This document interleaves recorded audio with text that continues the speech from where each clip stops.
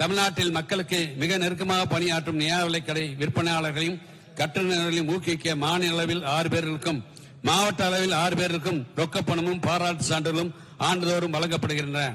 அத்தாட்சி பிரதிகள் முதியோர், மாற்றுத்திறனாளிகள், மருத்துவமனையில் சிகிச்சை பெறக்கூடியவர்கள் என்னால் ரேஷன் கடைக்கு வர முடியாது, என் சார்பாக யாருக்காவது அந்த பொருளை கொடுங்கள் என்று பரிந்துரை செய்தால் வட்டாட்சியர் அலுவலகத்திலேயோ சென்னை மாநகராட்சி துணை ஆட்சியத்திலேயோ பரிந்துரை செய்தால் ரேஷன் கடையிலே அந்த விண்ணப்பம் இருக்கு, வாங்கி கொடுத்து பரிந்துரை செய்தால் அந்த விண்ணப்பத்தை ஏற்று அந்த வட்ட வழங்கல் அலுவலர் துணை ஆட்சியர் அவர்கள் அதற்கு ஒப்புதல் கொடுத்து இன்றைக்கு அந்த பொருள்களை யார் முடியாது என்று சொல்கிறார்களோ மருத்துவமனையில் சிகிச்சை பெறக்கூடியவர்கள் அதற்கு பதிலாக யாரை பரிந்துரை செய்கிறார்களோ அவர்கள் மூலமாக இன்றைக்கு பொருள் வழங்குகின்ற திட்டத்தை இந்த அரசு செயல்படுத்தி இருக்கிறது.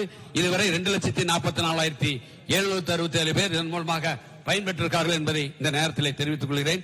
ஒரே நாடு ஒரு குடும்ப அட்டை, ஒரே நாடு ஒரு குடும்ப அட்டை என்ற திட்டத்தின் கீழ் வெளிமாநிலங்களிலிருந்து இங்கு வந்து பணிபுரியும் 5,781 பேர் பயன்பெற்றுள்ளனர்.